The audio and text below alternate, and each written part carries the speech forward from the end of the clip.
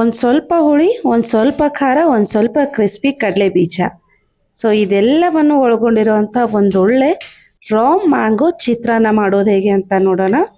ನಾನಿಲ್ಲಿ ರೈಸ್ನ already cook ಮಾಡಿ ಇಟ್ಕೊಂಡಿದ್ದೀನಿ. ಒಂದು ಚಿಕ್ಕ ಬೌಲ್ನಷ್ಟು ಕಡಲೆ ಬೀಜ, 1 ಟೇಬಲ್ ಸ್ಪೂನ್ ಉದ್ದಿನಬೇಳೆ ಮತ್ತು ಕಡಲೆಬೇಳೆ, ಸ್ವಲ್ಪ ಅರಿಶಿನ, 1 ಟೇಬಲ್ ಸ್ಪೂನ್ ಸಾಸಿವೆ ಜೀರಿಗೆ, ಹಾಗೆ ಒಂದು ಮೀಡಿಯಮ್ ಸೈಜ್ ಈರುಳ್ಳಿನ ಚಿಕ್ಕದಾಗಿ ಕಟ್ ಮಾಡಿ ಇಟ್ಕೊಂಡಿದ್ದೀನಿ, 2 ಹಸಿಮೆಣಸಿನ್ಕಾಯಿ, ಸ್ವಲ್ಪ ಕರಿಬೇವು, ಕೊತ್ತಂಬರಿ ಮತ್ತು ತೋತಾಪುರಿ ಮಾವಿನಕಾಯಿನ ತುರಿದಿಟ್ಕೊಂಡಿದ್ದೀನಿ. ಅರ್ಧ ಬೌಲ್ ಸಾಕಾಗುತ್ತೆ. ಹಾಗೆ ರುಚಿಗೆ ತಕ್ಕಷ್ಟು ಉಪ್ಪು. ಸೊ ಬಾಣಲಿಗೆ ಎಣ್ಣೆನ ಹಾಕ್ಕೊಳ್ತಾ ಇದ್ದೀನಿ. ಒಂದು 3 ಟೇಬಲ್ ಸ್ಪೂನಷ್ಟು ಎಣ್ಣೆನ ಹಾಕ್ಕೊಂಡಿದ್ದೀನಿ. ಇದಕ್ಕೆ ಕಡಲೆ ಬೀಜನ ಹಾಕ್ಕೊಂಡ್ಬಿಟ್ಟು ಚೆನ್ನಾಗಿ ಹುರಿಬೇಕು. ಸಿಮ್ ಫ್ಲೇಮಲ್ಲಿ ಹುರಿಯೋದ್ರಿಂದ ಒಳಗಡೆ ಕೂಡ ಕ್ರಿಸ್ಪಿಯಾಗಿ ಚೆನ್ನಾಗಿ ಬೆಂದ್ಬಿಡುತ್ತೆ ಕಡಲೆ ಬೀಜ.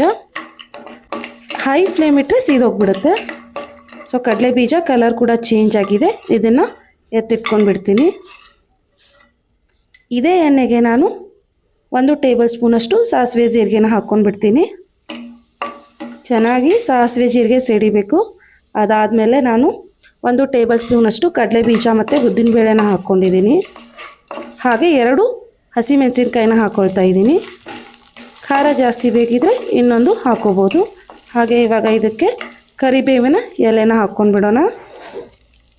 ಸ್ವಲ್ಪ ಕರಿಬೇವು ಜಾಸ್ತಿ ಇದ್ದರೆ ಫ್ಲೇವರ್ ಚೆನ್ನಾಗಿ ಬರುತ್ತೆ. ಹಾಗೆ ಚಿಕ್ಕದಾಗಿ ಕಟ್ ಮಾಡಿ ಇಟ್ಕೊಂಡಿರೋ ಒಂದು ಮೀಡಿಯಮ್ ಸೈಜ್ ಈರುಳ್ಳಿನ ಹಾಕ್ಕೊಂಡ್ಬಿಡ್ತೀನಿ. ಈರುಳ್ಳಿನ ಚೆನ್ನಾಗಿ ಬೇಯಿಸ್ಕೋಬೇಕು. ಸ್ವಲ್ಪ ಇದು ಗೋಲ್ಡನ್ ಕಲರ್ ಆಗಬೇಕು. ನೋಡಿ, ಈರುಳ್ಳಿ ಗೋಲ್ಡನ್ ಕಲರ್ ಆಗಿದೆ. ಇವಾಗ ಕಡಲೆಬೇಳೆ, ಉದ್ದಿನಬೇಳೆ ಎಲ್ಲನೂ ಕ್ರಿಸ್ಪಿಯಾಗಿ ಕಲರ್ ಚೇಂಜ್ ಆಗಿ ಚೆನ್ನಾಗಿ ಹುರಿದಿರಬೇಕು. ಹಾಗೆ ತುರಿದಿಟ್ಟಿರುವಂಥ ಅರ್ಧ ಬೌಲ್ ಮಾವಿನಕಾಯಿನ ಹಾಕ್ಕೊಂಡ್ಬಿಡ್ತೀನಿ. ಮಾವಿನಕಾಯಿ ಸಾಫ್ಟಾಗಿ ಹಾಗೆ ನೀಟಾಗಿ ಬೇಯಬೇಕು. ಹಸಿ ವಾಸನೆ ಎಲ್ಲ ಚೆನ್ನಾಗಿ ಹೋಗಬೇಕು ಇದ್ರದ್ದು. ಅದರ ಟೇಸ್ಟ್ ತುಂಬ ಎನ್ಹಾನ್ಸ್ ಆಗಿ ಚೆನ್ನಾಗಿ ಬರುತ್ತೆ ನಮ್ಮ ಚಿತ್ರಾನ್ನ. ಸೊ ಇವಾಗ ಮಾವಿನಕಾಯಿ ಕೂಡ ಚೆನ್ನಾಗಿ ಬೆಂದಿದೆ. ಇದಕ್ಕೆ ಅರ್ಧ ಸ್ಪೂನಷ್ಟು ಅರಿಶಿನ ಹಾಕ್ಕೊಳ್ತಾ ಇದ್ದೀನಿ. ನೀಟಾಗಿ ಮಿಕ್ಸ್ ಮಾಡ್ಕೊಂಡ್ಬಿಡೋಣ. ನಾನು ಮಾಡೋ ರೆಸಿಪೀಸ್ ನಿಮಗೆ ಇಷ್ಟ ಆದರೆ ಹಾಗೆ ಇನ್ನುಳಿದ ಮ್ಯಾಂಗೋ ಸೀರೀಸ್ನ ನೋಡಲು ಮರಿದೆ ಲೈಕ್, ಶೇರ್ ಆ್ಯಂಡ್ ಸಬ್ಸ್ಕ್ರೈಬ್ ಕೂಡ ಮಾಡಿ.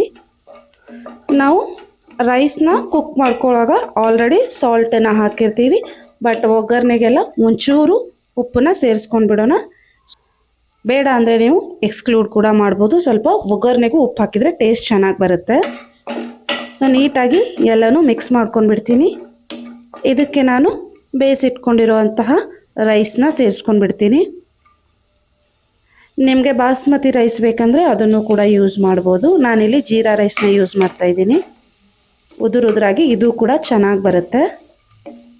ನೋಡಿ, ಒಗ್ಗರಣೆ ಎಲ್ಲ ರೈಸ್ಗೆ ಹತ್ತೋ ಹಾಗೆ ಚೆನ್ನಾಗಿ ಮಿಕ್ಸ್ ಮಾಡ್ಕೊಂಡ್ಬಿಡೋಣ. ಸೊ ಇದು ನೀಟಾಗಿ ಮಿಕ್ಸ್ ಆಗಿದೆ. ಇವಾಗ ಇದಕ್ಕೆ ನಾನು ಕಡಲೆ ಬೀಜನ ಹಾಕ್ಕೊಂಡ್ಬಿಡ್ತೀನಿ. ಮುಂಚೆನೇ ನೀವು ಕಡಲೆ ಬೀಜನ ಹಾಕ್ಕೊಂಡ್ಬಿಟ್ರೆ ಕಡಲೆ ಬೀಜ ಸಾಫ್ಟ್ ಆಗೋ ಚಾನ್ಸಸ್ ಇರುತ್ತೆ. ಈ ರೀತಿ ಲಾಸ್ಟಿಗೆ ಮೇಲೆ ಹಾಕ್ಕೊಂಡ್ಬಿಟ್ಟು ಮಿಕ್ಸ್ ಮಾಡೋದ್ರಿಂದ ಕಡಲೆ ಬೀಜ ಕ್ರಿಸ್ಪಿಯಾಗೇ ಇರುತ್ತೆ. ಸೊ ಒಂದ್ಸಾರಿ ಮಿಕ್ಸ್ ಮಾಡ್ಕೊಂಡ್ಬಿಟ್ರೆ mango rice is ready to eat. ನೋಡಿ, ಒಂದು ಒಳ್ಳೆ ತೋತಾಪುರಿ ಮಾವಿನಕಾಯಿ ರೈಸ್ ರೆಡಿ ಆಗಿದೆ. ನೀವು ಬೇಕಿದ್ರೆ ಬೇರೆ ಮಾವಿನಕಾಯಿನ ಕೂಡ ಯೂಸ್ ಮಾಡ್ಕೋಬೋದು. ಸರ್ವಿಂಗ್ ಪ್ಲೇಟ್ಗೆ ಹಾಕ್ಕೊಂಡ್ಬಿಡ್ತೀನಿ. ತುಂಬ ಚೆನ್ನಾಗಿರುತ್ತೆ, ತುಂಬ ಟೇಸ್ಟಿಯಾಗಿದೆ. ಹಾಗೆ ಇದರ ಗೊಜ್ಜನ್ನ ನೀವು ರೆಡಿ ಮಾಡಿ ಇಟ್ಕೊಂಡು ಬೇಕಾದಾಗ ಬಾಣಲಿಗೆ ಹಾಕಿ ರೈಸ್ನ ಕೂಡ ಮಿಕ್ಸ್ ಮಾಡಿಕೊಂಡು ತಿನ್ಬೋದು. ಬೆಳಿಗ್ಗೆ ರೈಸ್ ಉಳಿದಿದ್ರೆ ಸಾಯಂಕಾಲ ಬೇಜಾರಾಗಿದ್ರೆ ಈ ರೀತಿ ದಿಢೀರಂತ ಮ್ಯಾಂಗೋ ರೈಸ್ನ ಮಾಡಿಕೊಂಡು ತಿನ್ಬೋದು. ಜೊತೆಗೆ ಮಾವಿನಕಾಯಿ ಚಟ್ನಿನ ಹಚ್ಕೊಳ್ತಾ ಇದ್ದೀನಿ. ಇದರ ರೆಸಿಪಿ ಕೂಡ ಡಿಸ್ಕ್ರಿಪ್ಷನಲ್ಲಿ ಹಾಕಿರ್ತೀನಿ. Thank you.